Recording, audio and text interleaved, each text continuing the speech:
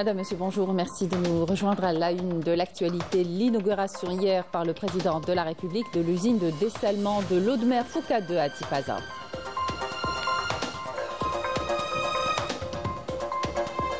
L'actualité, c'est aussi la rentrée professionnelle pour plus de 300 000 apprenants dont le lancement officiel a été donné ce matin à partir de Blida.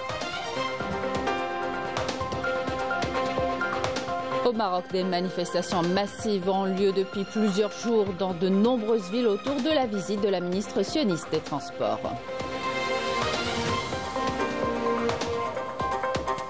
Et puis à Raza, l'entité sioniste retarde la libération du 7e groupe de prisonniers palestiniens en échange de dépouilles de 6 prisonniers sionistes libérés par le Hamas.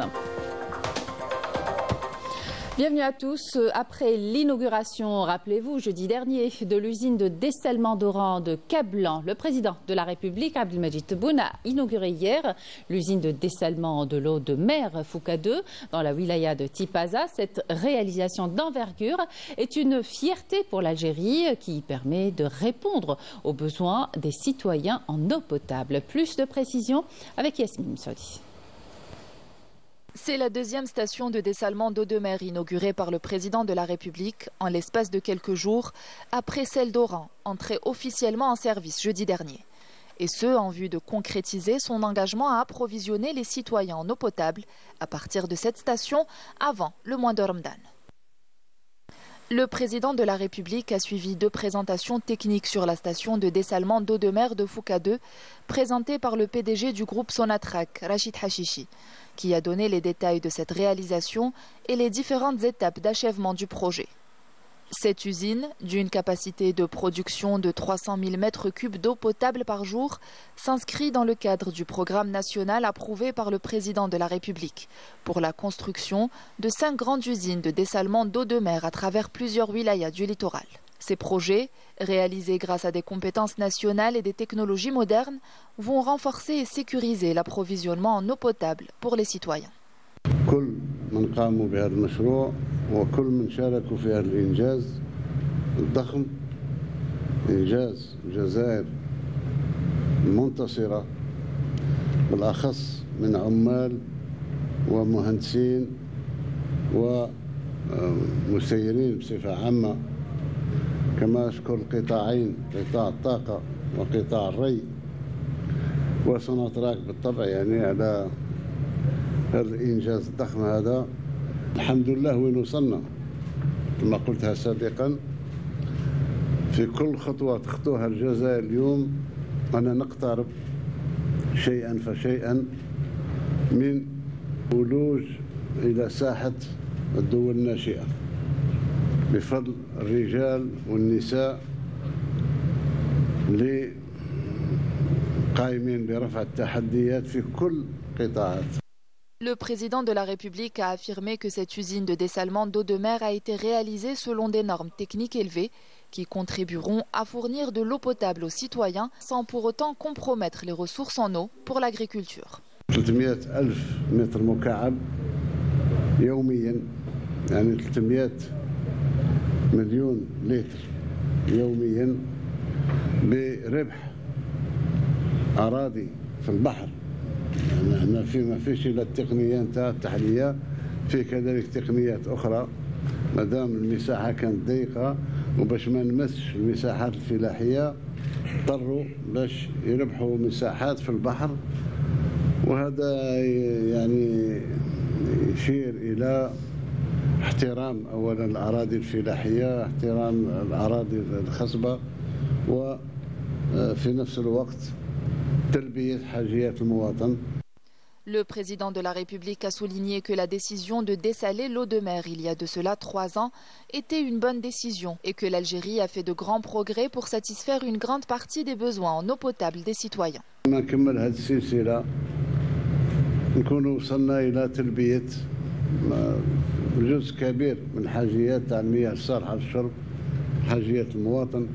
الحمد لله أن وفقنا الله أن وصلنا، بدينا منذ 3 سنوات في التفكير في تحلية مياه البحر، وهو حل صائب إن شاء الله. وبالنسبة للمناطق الأخرى كذلك نسيب لها حلول حتى إن شاء الله ما يعرفش الجزائري ولا الجزائري ما يعرفوش العطش إن شاء الله. Le président de la République a par la suite salué les travailleurs qui ont contribué à la réalisation de cet édifice monumental. Il s'agit là d'acquis importants pour le leadership de l'Algérie dans le domaine du dessalement d'eau de mer grâce à une vision prospective intégrée pour atteindre l'indépendance, la souveraineté et la sécurité durable de l'eau. À la fin de sa visite, le président de la République a pris une photo souvenir avec les travailleurs et techniciens de l'usine avant de s'entretenir avec les travailleurs et les techniciens de la station de dessalement d'eau de mer. Cette nouvelle usine assurera donc l'approvisionnement en eau potable des habitants des wilayas de Tipaza, de Blida et d'Alger, une distribution régulière et vitale pour l'usage domestique, mais aussi pour l'économie, dans la mesure où elle permet de redynamiser plusieurs secteurs économiques. Manel Abdi-Chérine Lorari. L'entrée en service de la station de dessalement d'eau de mer de Fouka 2 est une véritable bénédiction pour les habitants de l'ouest d'Alger, qui ont longtemps souffert de problèmes d'approvisionnement en eau potable.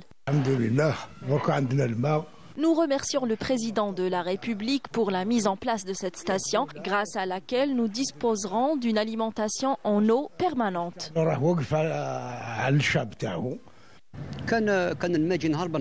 L'eau était disponible un jour sur deux, ce qui causait des perturbations. Désormais, avec la nouvelle station, l'alimentation sera continue.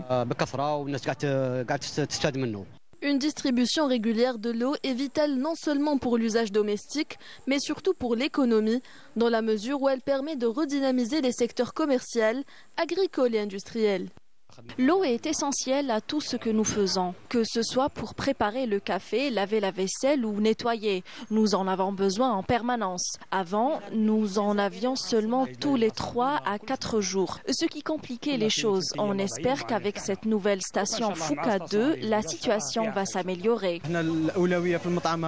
L'absence de l'eau nous complique notre travail énormément car on épuise rapidement l'eau de la citerne. Grâce à cette nouvelle station de dessalement d'eau de mer, ce problème ne se posera plus. Dans le cadre de sa stratégie de renforcement de la sécurité hydrique, l'Algérie réalise des stations de dessalement de l'eau conformes aux normes internationales, garantissant un approvisionnement constant en eau potable aux populations. L'actualité nationale marquée ce dimanche par le lancement officiel à Blida de la rentrée de la session de formation professionnelle pour plus de 300 000 apprenants. La cérémonie a été présidée par le ministre de la Formation et de l'Enseignement supérieur à l'Institut national de la formation en agroalimentaire Aboubakr Belkaïd dans la commune de Blida. Cette rentrée est marquée par une révision des offres de formation de façon à les rendre plus adaptées aux spécificités du marché du travail. Et justement, on s'intéresse ce matin à la sécurité informatique, un domaine devenu un enjeu stratégique. L'Institut national spécialisé de la formation professionnelle propose des programmes spécialisés en cybersécurité, développement web et téléphonie, actuellement en forte demande. Reportage Marim Damis. L'Institut national spécialisé de formation professionnelle se distingue par la diversité et la qualité de ses formations, particulièrement dans les domaines des technologies de l'information et de la communication. Doté d'infrastructures modernes et de formations adaptées aux évolutions du secteur, il prépare des professionnels qualifiés prêts à relever les défis du numérique. Donc les offres de formation se concentrent sur la branche professionnelle INT, donc informatique, numérique, télécommunication. Alors, de la nomenclature nationale des branches professionnelles et des spécialités. Nous avons 10 ateliers.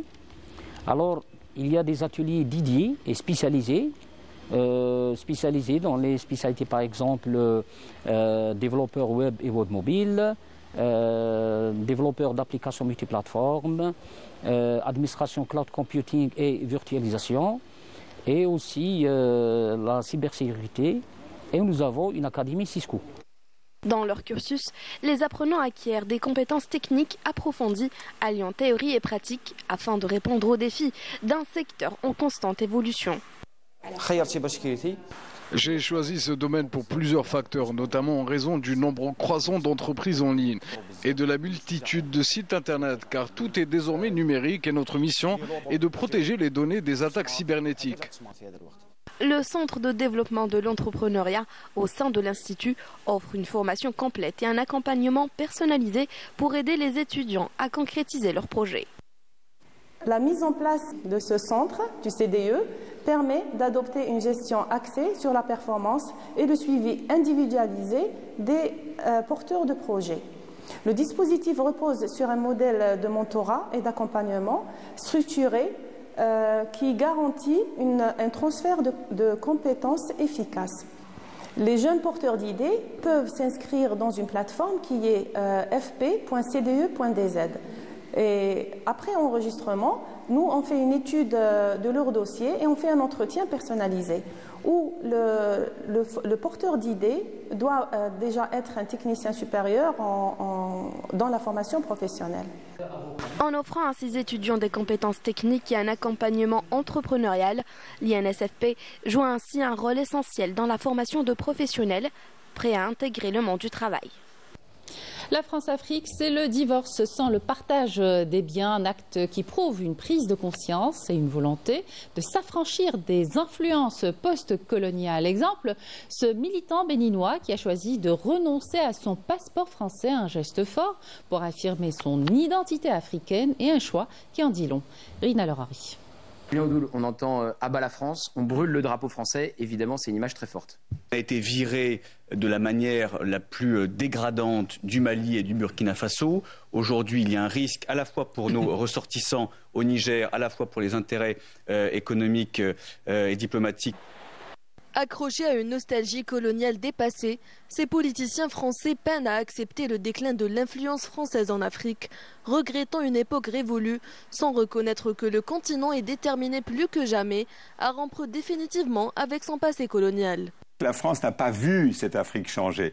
Elle a d'autant moins vu cette Afrique changer, c'est un peu l'arrogance française. L'Afrique des Africains est en train d'émerger maintenant, mais la France le voit mal. L'Afrique change. Elle a beaucoup changé depuis 2 décennies, par exemple. Et en face, la France, elle ne change pas. L'Afrique connaît l'émergence d'une nouvelle génération déterminée à rompre avec toute forme du néocolonialisme français, à l'image de ce militant béninois qui a exprimé sa colère en renonçant à son passeport français pour réaffirmer son identité africaine, sa souveraineté et sa dignité. Un acte qui prouve une prise de conscience croissante et une volonté sans faille de s'affranchir des influences postcoloniales. Ici, c'est pas France. Rentrez chez vous là. Allez. Ce que demandent les Africains, c'est de les laisser maîtres de leur destin. Ce qu'ils demandent, c'est de ne plus leur dire ce qu'ils doivent ou ne doivent pas faire. C'est de les laisser concevoir leur propre avenir. Forte de sa souveraineté et de ses ambitions, l'Afrique rejette les héritages imposés par la France coloniale, traduisant une volonté plus large des peuples africains à tourner définitivement la page de la domination et de l'asservissement français pour écrire leur propre destin. Et puis ce nouvel épisode qui s'ajoute à une longue série d'expulsions des eurodéputés qui voulaient simplement observer la situation des droits de l'homme au Sahara occidental ont été expulsés par les autorités marocaines dès leur arrivée. Un incident qui a fait réagir la scène internationale. Rina Lerari. Énième dérapage des forces d'occupation marocaines. Cette fois, ce sont 3 eurodéputés qui ont payé les frais de ces dépassements non justifiés. Sitôt arrivée des îles Canaries, la parlementaire espagnole Isabel Serra Sanchez du parti Podemos, le parlementaire finlandais Teusi Saramo du parti Vasemmisto et la parlementaire portugaise Catarina Martins du parti Bloco de Esquerda, venus visiter l'Aïoun occupé à l'invitation officielle du collectif sahraoui des défenseurs des droits de l'homme CODESA, ont été tout simplement empêchés d'effectuer une visite d'inspection dans la partie occupée du Sahara occidental. Notre détention illégale nous empêche d'accomplir notre travail en tant qu'eurodéputés. Nous sommes venus en mission pour suivre l'application de l'arrêt européen annulant les accords d'agriculture et de pêche entre l'Union européenne et le Maroc, car ce dernier exploite les ressources du peuple sahraoui. Por parte de marroquíes que Nous ne savons pas qui a donné cet ordre. Nous sommes en contact avec notre ambassade pour essayer de comprendre ce qui se passe. Il n'y a aucune raison pour que les autorités marocaines nous empêchent d'accomplir notre mission. La fin du mois de janvier dernier, l'occupation marocaine a empêché des parlementaires basques de se rendre au territoire du Sahara occidental, auquel ils souhaitaient accéder pour s'informer sur la situation des droits de l'homme dans les zones occupées. Le parti espagnol Sumar a appelé son gouvernement à demander au Maroc de fournir des explications pour avoir empêché une délégation de parlementaires basques d'entrer dans la ville de Laayoune, au Sahara occidental occupé, qualifiant l'action marocaine d'extrêmement dangereuse, d'autant plus qu'il s'agit d'une visite officielle de parlementaires basques dont le ministère a été informé à l'avance. Des abus qui viennent s'ajouter à une longue liste d'interdictions d'accès au territoire occupé du Sahara occidental. 2 jours avant, les autorités d'occupation marocaine ont expulsé le journaliste espagnol Asier Aldea Esnaola et l'influenceur hispano-suisse Ramila de Aventura des territoires sahraouis occupés, une mesure restrictive visant à empêcher les médias étrangers et les observateurs internationaux de documenter les violations des droits humains contre le peuple sahraoui. Nous avons essayé de négocier avec les autorités marocaines pour pouvoir entrer. Mais en contrepartie, ils ont décidé de nous expulser, soit demain ou au plus tard après-demain. L'Association pour la protection des prisonniers sahraouis dans les prisons marocaines et une ONG européenne font état de plus de 311 étrangers de 28 pays interdits d'entrer dans les territoires sahraouis occupés depuis 2014. Les forces d'occupation marocaines ont expulsé et empêché ces militants des droits de l'homme de documenter les violations des droits humains. Depuis le début de cette année, l'occupation marocaine a empêché 10 étrangers, dont 3 parlementaires du Pays basque, d'entrer au Sahara occidental. Ces pratiques, largement relayées par la presse internationale, ont suscité une vague de condamnations, notamment de la part du Front Polisario et de plusieurs organisations sahraouies de défense des droits de l'homme.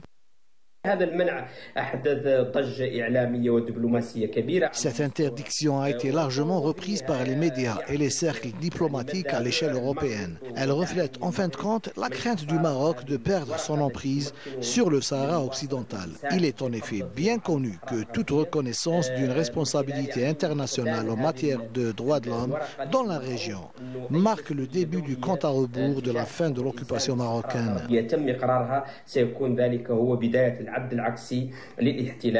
Lors d'une conférence de presse, la délégation parlementaire européenne a annoncé son intention de déposer une plainte auprès des instances de l'Union européenne ainsi qu'auprès de leurs pays respectifs. Cette démarche vise à exercer une pression sur le Maroc afin de le contraindre à respecter la légalité internationale et de permettre au peuple sahraoui de revendiquer son droit à l'autodétermination et de proclamer son indépendance.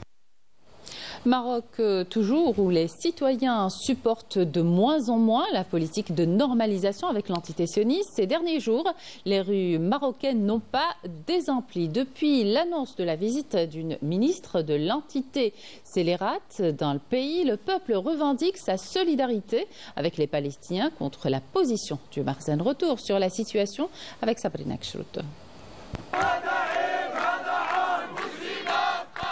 Des manifestations citoyennes massives ont lieu depuis plusieurs jours dans de nombreuses villes du Maroc autour de la visite de la ministre sioniste des Transports, devant assister à une conférence internationale à Marrakech. Ces protestations de plus en plus étendues traduisent une fracture ayant largement atteint son point de non-retour entre le régime de Rabat et ses sujets. La revendication principale légitime des Marocains, le rejet de la normalisation avec l'entité sioniste, avec ses conséquences quotidiennes graves. Nous ne voulons pas de ces visites et rejetons la normalisation avec l'entité sioniste. Nous appelons à renoncer à la normalisation avec l'entité sioniste et même à sa criminalisation.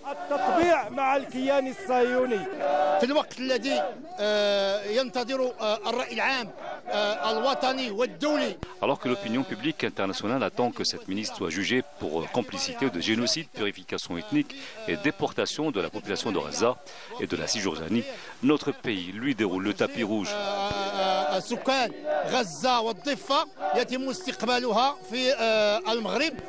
Si nous sommes là aujourd'hui, c'est pour montrer notre solidarité avec le peuple palestinien et dénoncer la politique de déportation et de famine organisée dans la bande de Gaza. Solidarité donc avec leurs frères et sœurs palestiniens quand les Marocains eux-mêmes subissent la spoliation de leurs terres par le Merzen. Partout dans le pays, les mêmes scènes de démolition d'habitations se poursuivent et se répètent chaque jour, prenant au dépourvu sans préavis les habitants des quartiers et villes ciblées. Une situation qui résume la faillite politique, économique et sociale dans laquelle se débat le régime du Merzen qui semble perdre la tête et ne plus savoir sur quel pied danser. La résistance palestinienne a libéré 6 détenus sionistes contre la libération de 600 détenus palestiniens. Leurs familles palestiniennes restent dans l'attente et l'incertitude car l'armée d'occupation tarde encore à franchir ce pas. Reportage Wissam Abouzaïd, le commentaire est signé Badia Armani. Conformément au terme de l'accord de cessez-le-feu et en présence des membres de la Croix-Rouge internationale, la résistance palestinienne a remis 6 prisonniers sionistes en réaffirmant que tant que l'occupation sioniste persiste, l'action de lutte se poursuivra. Tant que l'occupation sioniste continue, nous continuerons la résistance. Le peuple palestinien restera debout et luttera encore et encore pour libérer sa patrie. Nous lutterons jusqu'à la victoire. Les familles palestiniennes ont attendu en vain la libération par l'entité sioniste de plus de 600 détenus, dont certains ont été condamnés à perpétuité. Leur libération a été retardée aux prochaines heures, laissant ainsi les familles dans l'attente et l'incertitude.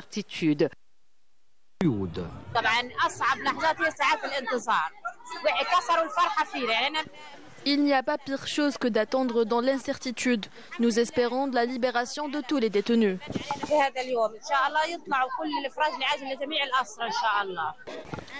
Cela fait des années que j'attends ce moment pour voir enfin mon père libéré.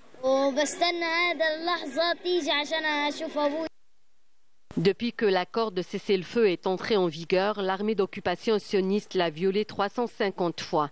Bilan, plus de 100 martyrs et 820 blessés. Ils jouent sur nos nerfs, mais Dieu merci, nous resterons debout. Les tergiversations de l'armée sioniste pour libérer les otages ont pour objectif de briser les familles palestiniennes qui attendent la libération de leurs enfants depuis de longues années. Le Hamas a appelé les médiateurs et les garants de l'accord de cessez-le-feu à exercer une pression sur l'occupant sioniste pour qu'il respecte cet accord et mette en œuvre ses dispositions au plus vite. On revient en Algérie pour terminer le journal avec une visite guidée dans les dédales de la Casbah d'Alger à l'occasion de la célébration ce dimanche de la journée nationale qui lui est dédiée. Une journée placée sous le thème La Casbah, berceau des civilisations et carrefour des arts. Linda Teboul. La Casbah est plus qu'un simple quartier historique. Classée au patrimoine mondial de l'UNESCO, elle incarne l'âme de la capitale. Témoin d'un passé très riche et d'une culture vibrante. Mais au-delà de son histoire, la Casbah est une véritable invitation au voyage.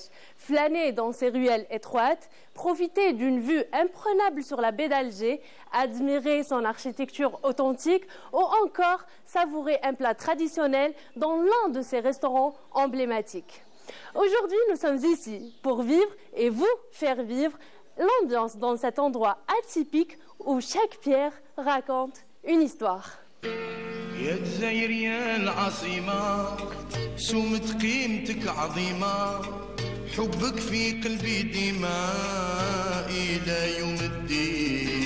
J'habite juste à côté de la Casbah, donc ce qui fait que j'ai eu l'occasion de venir assez souvent, de visiter les ruelles, de profiter de la vue et surtout des restaurants emblématiques qui sont à la Casbah. Donc voilà, par rapport à l'ambiance, je trouve que c'est une ambiance assez atypique. Ça nous rappelle un petit peu notre histoire.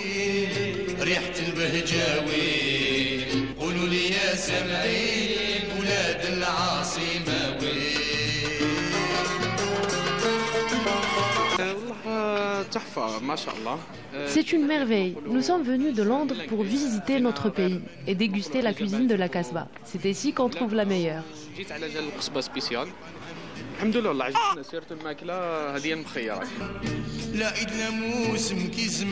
On voit de toutes les nationalités. Avant, il y avait beaucoup plus une présence européenne et notamment française. Mais maintenant, on voit de toutes les nationalités qui visitent Alger, qui, à travers l'histoire de la Casbah. Et n'oublie pas que, comme elle est classée par l'UNESCO, donc les gens s'intéressent beaucoup à notre chère Casbah aussi. Et l'année dernière, elle a été classée par un site américain, la deuxième meilleure destination du monde. Et, alhamdoulilah, maintenant, on voit chaque jour des touristes. À la Casbah, le temps semble suspendu entre passé et présent.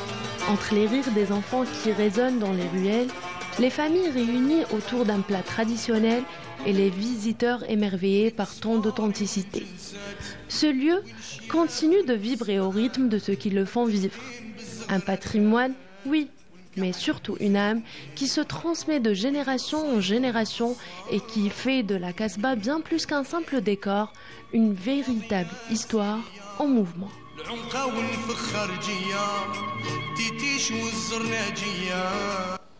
Ainsi s'achève cette édition. Merci de votre attention. Excellente suite des programmes sur Canal Algérie.